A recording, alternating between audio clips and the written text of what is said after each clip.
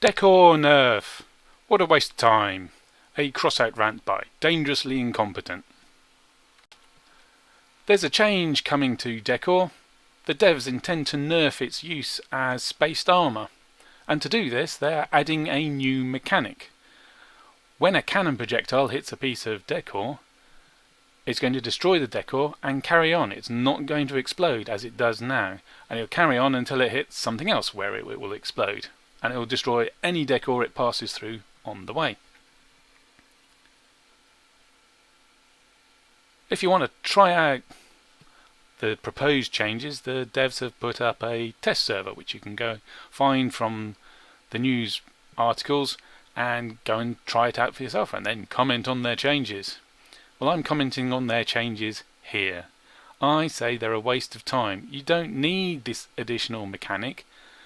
The means to nerf decor as spaced armour already exists in the games. All you have to do is change a few variables. What do I mean? Well, let's have a closer look at why decor is so popular as spaced armour. It's popular because it's light, it covers a large area, and it's got a reasonable durability. Take this Neon Santa for example. It's a big flat piece which you can hold out from the rest of the main body of your vehicle, and when a cannon hits it, projectile hits it, or other projectile hits it, the projectile goes boom and destroys. The explosion will then probably destroy the decor, but it won't. The bulk of the explosion, the centre of the explosion, will be away from your main body, and so you won't suffer as much damage. And to do that, why are they so popular? Why not use structural parts? Well, they're so big and they're so light and they're so durable. I mean, look at the durability to mass ratio. It's more than one durability for one mass.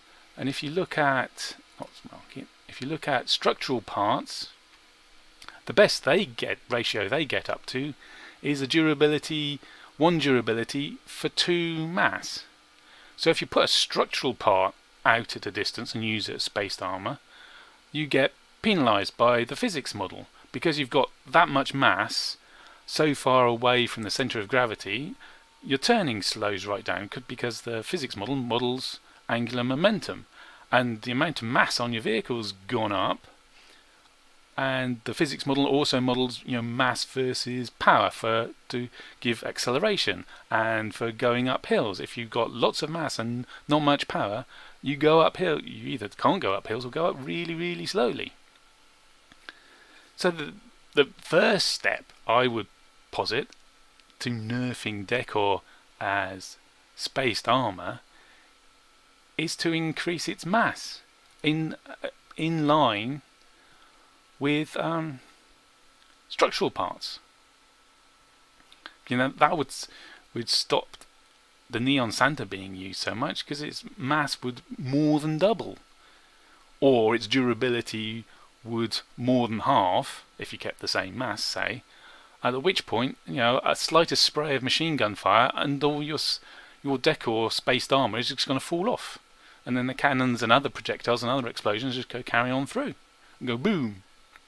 It'd take one shot. It would still, in the current mechanics, take off absorb one cannon shot. But there's more. There's more you can do. Still staying on the durability. And then there's things like snow tires. Their mass is quite heavy, so if you stick those on your build, the physics model will penalise you because they're quite heavy. But they still for the durability, they just act like they can still act like normal armour for the amount of durability they give you, or trying to use it as armour. The other really popular decor item for spaced armour is the inflatable mammoth. Now, that's a bit different. It's got very low durability, so machine gun spray would just take it off, or an explosion that's nearby. It's the decor part is at the far end of the explosion where it takes very little damage, but it's only got 7 durability. It's going to fall off really easily. But they're really popular because they're very light and they're a huge volume. So you stick it on the side and the shell comes along and hits this part and goes boom here, and then your main part of your body suffers very little damage, and you've done it in one part, because the 80 part limit really starts to kick in when you get up to 10,000 power score and odd and into clan wars. But yet again, there's already a counter in the game for using inflatable mammoths as spaced armor, even without this new mechanic of decor gets destroyed by cannon shot and doesn't make it go bang. That already exists. We've already got that in the game already. They've already thought of this problem, this issue, and there's an answer. Yes, I do have some.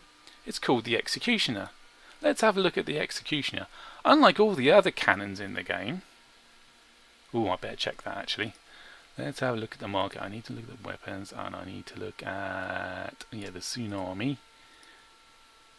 Yep, that doesn't do any armor piercing. And if we just check the relics for the Typhoon parameters, please.